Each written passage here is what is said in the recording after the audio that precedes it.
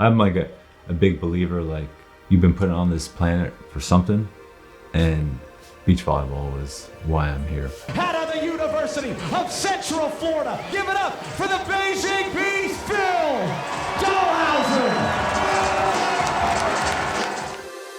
Like I tell people, I was a big fish in a small pond in Florida, then moved up to a bigger pond, right? And eventually became a big fish in that pond, and then moved up to the biggest pond and became a big fish there.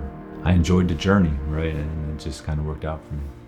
A lot of people are saying that you're the biggest fish of all time. You know, it's kind of weird for me to talk about this. I could agree that you could put me up, you know, on the Mount Rushmore. There's already talk about Dalhausser, whether he's the greatest player of all time. He is certainly the greatest player in the world right now. Was there a player on the AVP that you looked up to? Not to be annoying, but it was like Phil, obviously, like everyone did. Even right when he came out, he was insane. Something like the Saints, the Beijing Beast. You knew once he gets the ball, chances of him putting the ball away was very high. His domination and the legacy he's created with blocking, and that is just like, I want to look like that, I want to be like that. My name is Phil Dalhausser, and I'm the Finn Beast. Rogers puts it high in the air so the Beast can get back to the net. Hayden.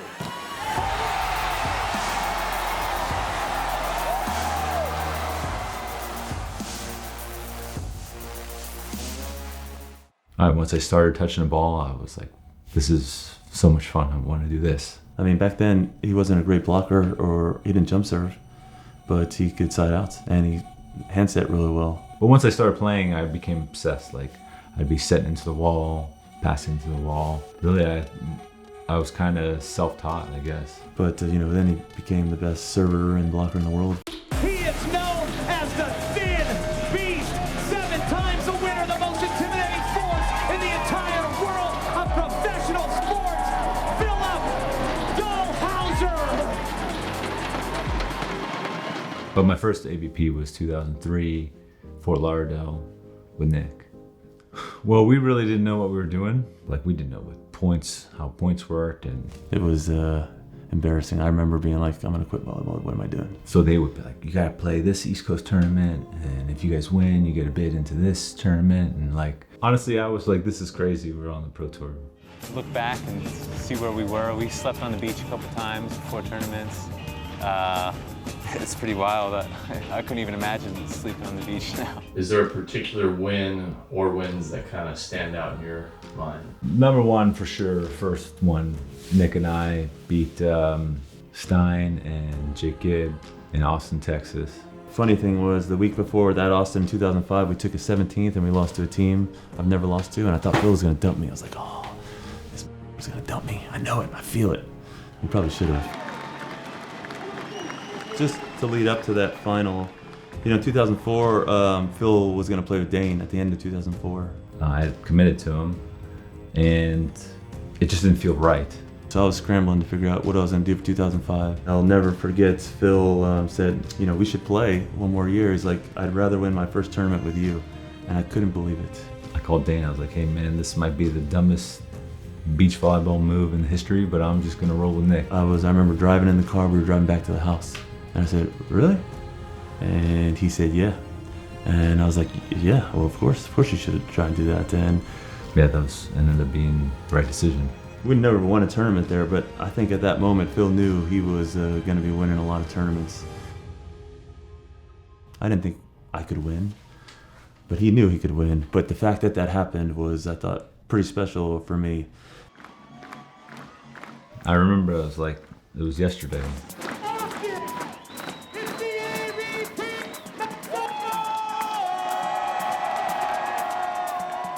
One, we had a sponsor, Perfume Mania. Nick's dad worked for Perfume Mania. This is random, by the way. Our shorts were way too big for me. I'll tell you what, I was wearing Phil's shorts, like they were like 2 sizes too big for me, so I had a pair of his shorts, and I remember they didn't fit me the whole time, and I was like, dang, these things are gonna fall off. So I was like, dude, I can't wear these shorts. They're falling off my ass. And one of the refs knew how to knit, and he happened to have like a needle and some thread. He just made them shorter. But also, I remember before the finals, Nick was like, dude, I can't believe we're in the finals. This is crazy. People said you could not do it. No way 2 boys from Florida could ever get here. And we weren't, we weren't supposed to win. I think our best finish was a 3rd the year before, and it was a fluke. All right, ladies and gentlemen, here they come. The #1 team on tour. He is big, he is smooth, and he is nasty. Say hello to Gibb, his partner out of Honolulu, Hawaii.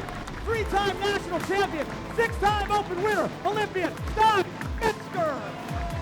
And I was like, dude, for whatever reason, I had this sense of calmness. Like, we belong in the finals. This is where we belong. I was almost like anxious. I remember just waiting around and like I wanted to get out there. And I remember being pretty nervous. Nick, it's your first time. You never know when you're going to get back. Can you do it? Nick Lucena. This was like, in my mind, a few years ago, but it was like 18 years ago. It's crazy. It's crazy.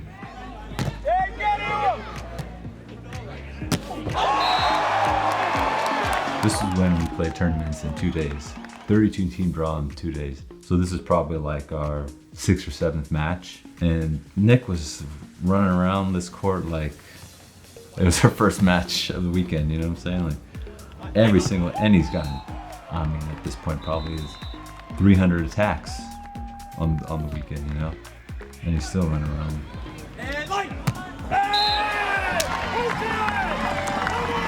And they go.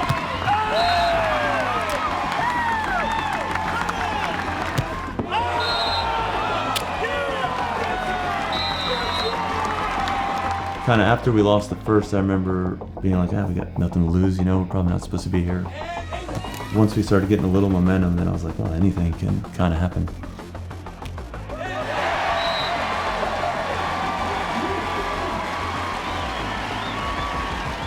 Somehow we won the second, and then it was just like we were just having fun out there. We were celebrating like every single point, I think.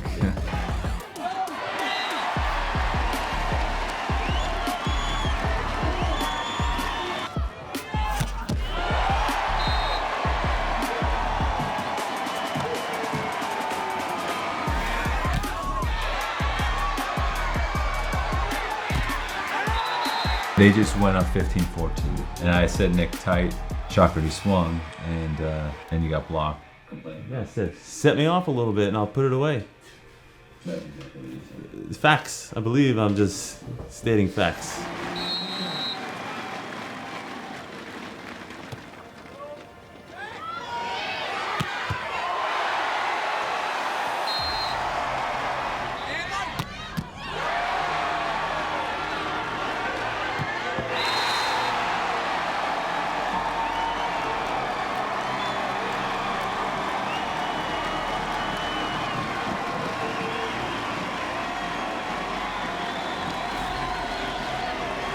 I do remember match point where I touched Jake's hit.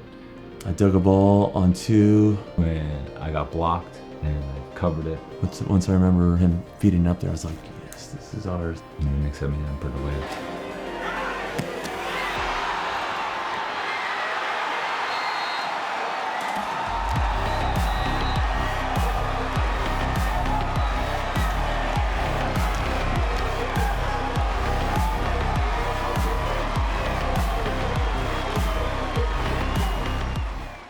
I actually thought I played really well. It's probably the only time I carried Phil in a final.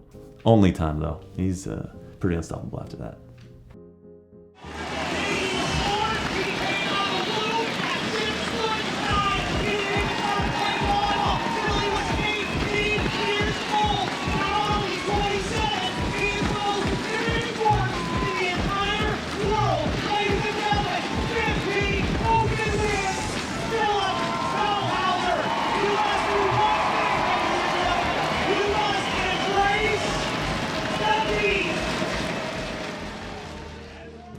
We've had a few nicknames over the years.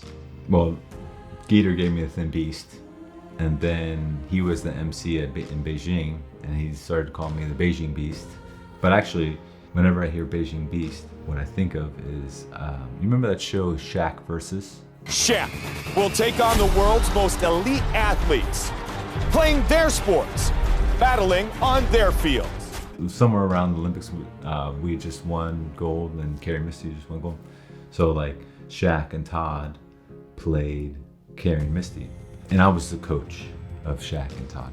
First day of shooting, I was nervous. Like anytime I got in front of a camera, I was like, I did not like it. So I was super nervous, and I remember pulling up to the parking lot up in Santa Monica, and I'm walking, and I see like the trailers and stuff. I guess I gotta go over there.